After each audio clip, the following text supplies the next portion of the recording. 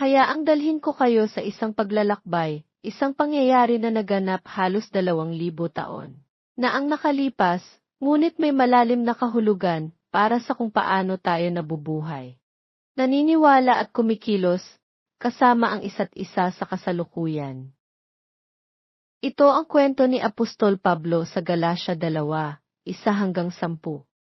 Isang kwento na hindi lamang tungkol sa teolohiya, kundi tungkol sa pagkakaisa, tapang, at biyaya.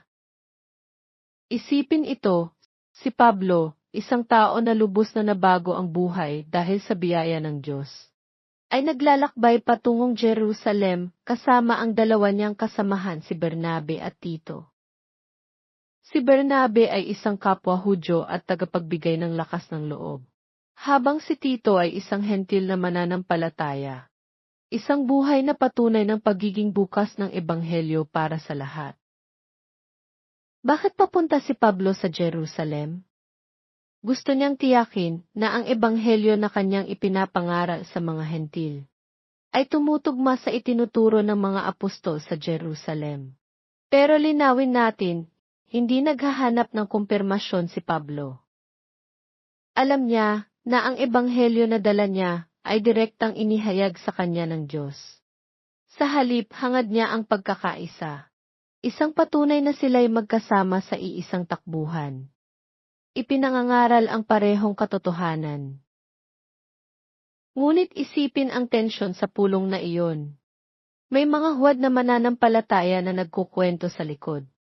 Sinasabing kailangang magpatuli si Tito upang maging ganap na katanggap-tanggap.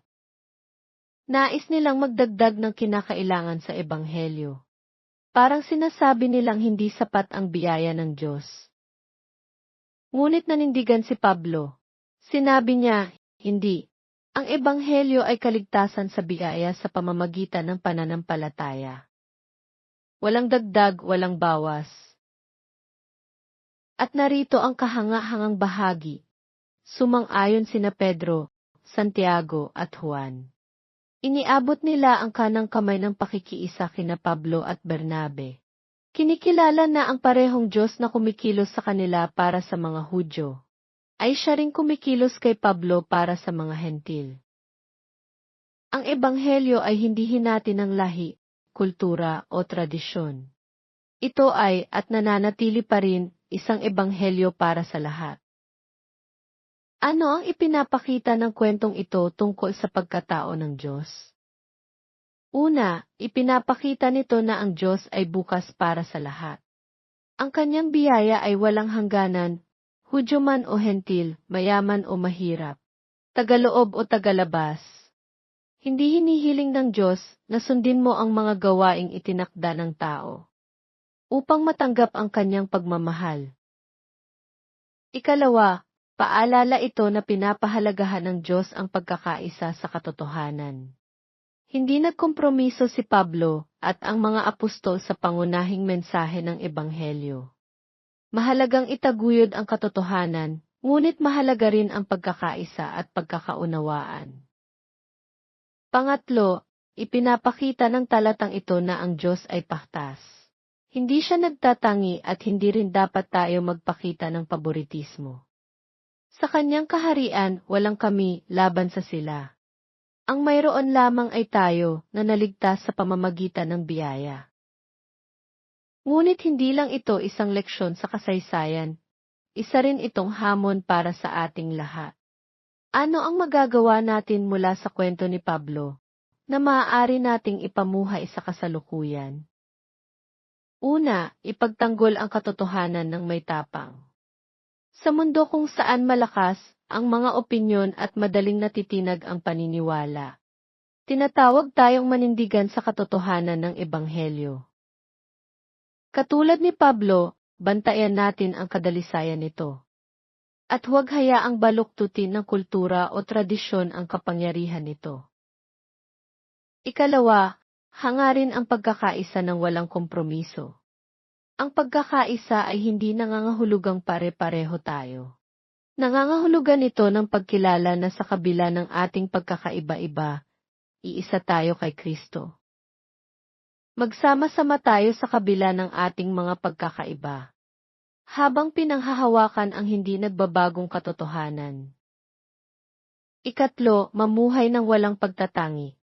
Gaano kadalas nating hinahayaan ang ating mga pagkiling, maalam man o hindi, na makaapekto sa ating pakikitungo sa iba? Ang biyaya ng Diyos ay hindi namimili at ganoon din tayo. Mahalin natin ang iba sa kung ano sila, na nagpapakita ng puso ng Diyos. Ikaapat, alalahanin ang mahihirap. Ang tanging hiling ng mga apostol kay Pablo ay ito. Huwag kalilimutan ang mahihirap. Hindi ito mungkahi, ito'y mahalagang bahagi ng pamumuhay sa Ebanghelyo. Kapag tayo ay taos-pusong naglilingkod sa mga nangangailangan, nagiging daan tayo upang maranasan at madama nila ang walang hanggang pagmamahal ng Diyos. Kaya, ito ang hamon ko sa iyo. Pag-isipan ang iyong sariling buhay. Naninindigan ka ba sa katotohanan ng Ebanghelyo? Nagtatayo ka ba ng mga tulay ng pagkakaisa? O hinahayaan mong hatiin ka ng pagkakaiba? Namumuhay ka ba ng may parehong biyaya at kagandahang loob na ipinakita sa iyo ng Diyos? Sapagkat ang kwento ng Galasya 2:1-10 ay hindi lang tungkol kay Pablo. Ito ay tungkol sa ating lahat. Isa itong paalala na ang Ebanghelyo ay hindi lamang isang bagay na pinaniniwalaan natin. Ito ay isang bagay na isinasabuhay natin. Isabuhay natin ito ng may kagalingan.